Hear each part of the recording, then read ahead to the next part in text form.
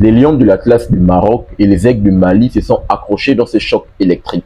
Un match qui a été plaisant à voir. Les deux équipes se neutralisent sur un score de parité de 1 but partout. Je pense que dans ma vidéo pronostic de mémoire, de ma vidéo pronostic où j'ai pronostiqué tous les matchs de CAN, j'avais pronostiqué que les deux équipes devaient se neutraliser. Je pense que je suis parti sur le score de 1 but partout. Je pense que j'ai eu déjà le bon pronostic en parlant du match nul, mais également au niveau du score exact. Donc, déjà, je pense qu'il y a un frangin dans les commentaires de ma vidéo pronostic qui a pu remarquer que, quand même, au niveau des pronostics, en tout cas, du moins pour la première journée, ça a été quasiment un sans faute. À quelques chouïas de certains matchs, bien évidemment, quand même, on est dans du 70% de réussite au niveau des pronostics. On parle même des scores exacts, bien évidemment. Donc, ça, c'était la petite parenthèse. Et là, on a eu ce choc dans le groupe A entre les Lions de l'Atlas du Maroc et cette équipe des Aigles du Mali. Il faut le dire. Lions de l'Atlas du Maroc, pays hôte, il s'était bien rentré dans la compétition après la victoire 2-0 face au Colonchos des Comores. Or que de l'autre côté, le Mali, malheureusement, s'était fait accrocher par cette équipe des Chipolo Polo de la Zambie. On se rappelle bien dans le match dans le match inaugural pour l'entrée, pour l'entrée en lice de cette équipe des Aigles du Mali. Donc, le Mali n'avait nul autre choix que, bien évidemment, sans doute de prendre minimum un point face à cette équipe du Maroc pour ne pas se retrouver actuellement dans un signal d'alarme. Parce que oui, actuellement, le Mali se retrouve avec 2 points, mais le Mali, au moins avec ce match nul, se donne beaucoup d'air. Le Mali, aujourd'hui, a fait preuve de beaucoup d'abnégation. Le Mali a fait preuve de beaucoup de courage. Et je pense que le match du Mali, aujourd'hui, est un match à saluer. Il est différent du match face à cette équipe de la Zambie. On attendait cette équipe du Mali, bien évidemment, face à cette équipe du Maroc. Et le Mali a répondu présent. Et je tiens vraiment à saluer la belle performance de la part de cette équipe du Mali qui finit le match 8 avec un match nul. Ils auraient peut-être eu la possibilité de climatiser cette équipe du Maroc s'ils profitaient des derniers contres qu'ils ont pu avoir dans les dernières minutes. Malheureusement, vu qu'ils ont dépensé énormément d'énergie, ils ont beaucoup couru derrière le ballon. À certains moments, ils ont pu récupérer. D'autres moments, ça a été un peu plus difficile. On va revenir par rapport au 11 de départ de la part de Tom Saint-Fit. Mais quand même, cette équipe du Mali, avec beaucoup de courage, a pu aller arracher ce match. De l'autre côté, lorsqu'on essaie de voir cette équipe des Lions de l'Atlas du Maroc, eux également, ils étaient attendus. Pourquoi? Parce qu'ils étaient sur une belle série de victoires. La série de victoires, d'ailleurs, s'arrête maintenant. D'ailleurs, Walid Raghi, bien évidemment, dans l'interview d'après-match, il disait qu'il fallait que cette série s'arrête maintenant. Au moins, pour lui, il est content que la série s'arrête actuellement à ce niveau de la compétition qu'un peu plus tard.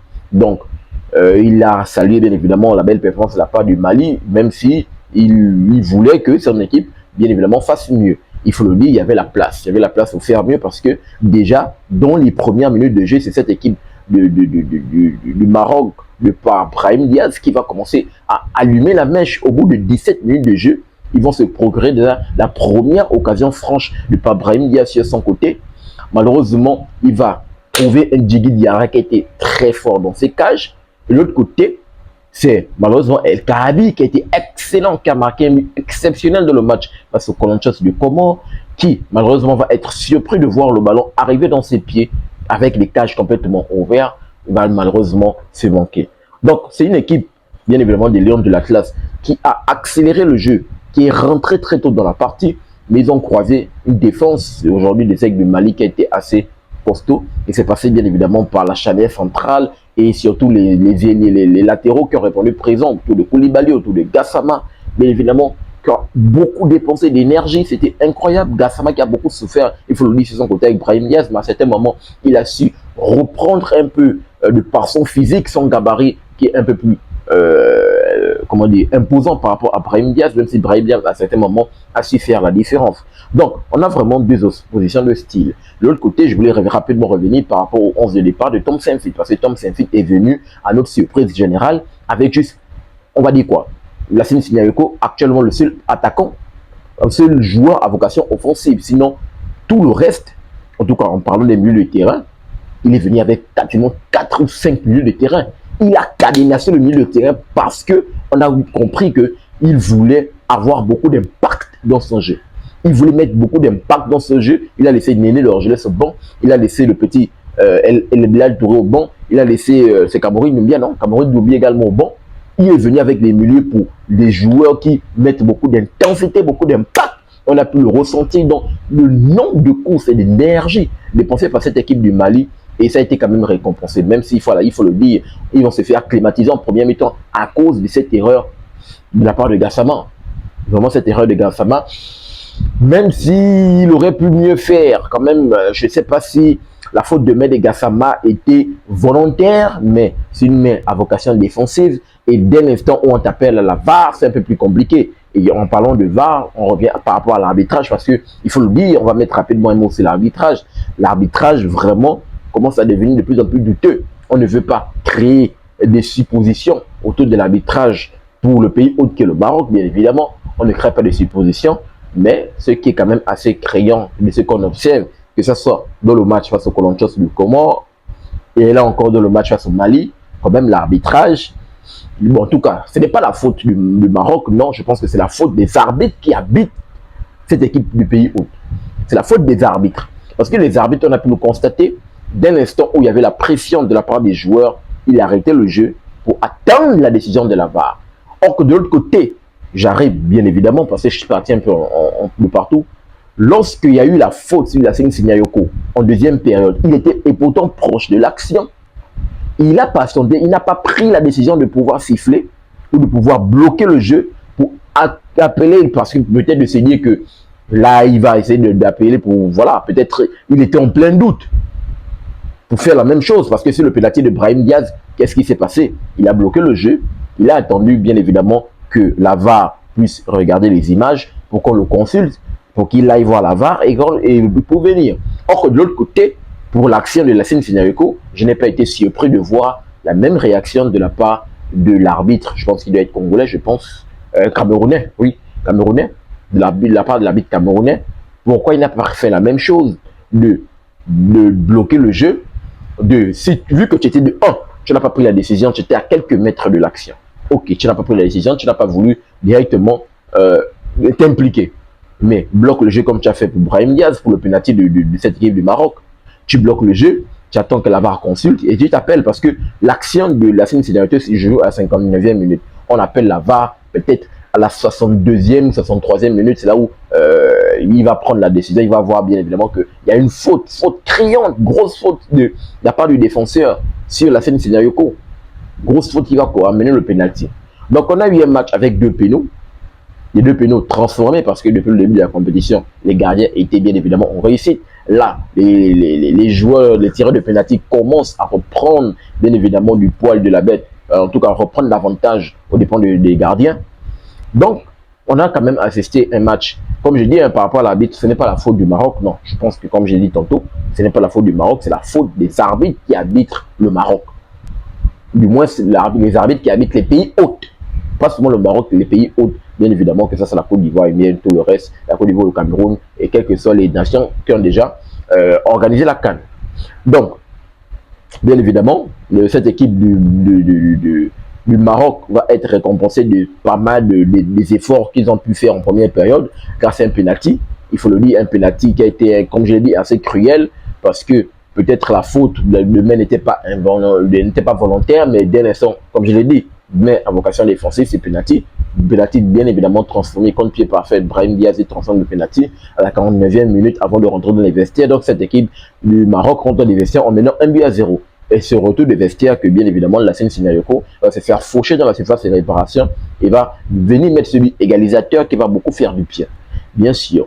Et il est à un chouïa que Yacine Bono puisse enlever parce que Yacine Bono, il va peut-être anticiper le ballon un peu plus élevé. Or que Lassine Signayoco va mettre le ballon à ras de terre, donc il ne va pas vraiment prendre ce ballon.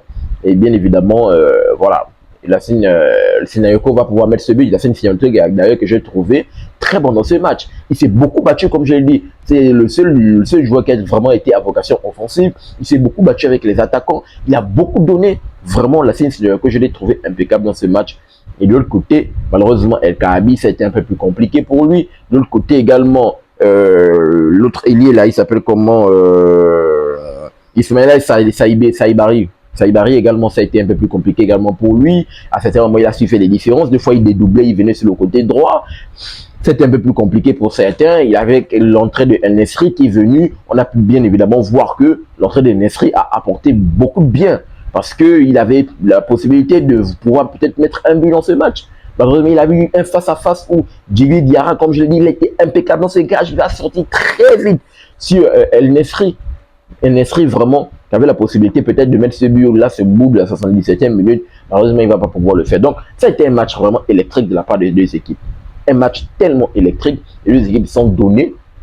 Le Maroc s'est procuré quand même des occasions incroyables. De l'autre côté, cette équipe du Mali s'est battue beaucoup en profondeur, a profité plus de la profondeur avec un jeu beaucoup énergivore. Donc, ça a été un match qui a été très plaisant à pouvoir voir. Et de l'autre côté, je sais que je voulais mettre un autre point que je voulais mettre dessus par rapport à cette équipe des Lions de la classe du Mali et du Maroc plutôt. De ce que je ressens une équipe qui n'est pas, je ne sais pas comment je pourrais l'exprimer. Je ressens une équipe de Lions de la classe du Maroc. Je ne sais pas si c'est à cause des joueurs qui ont été sélectionnés de la part de Walid Regragui, mais je ne vois pas une équipe assez conquérante.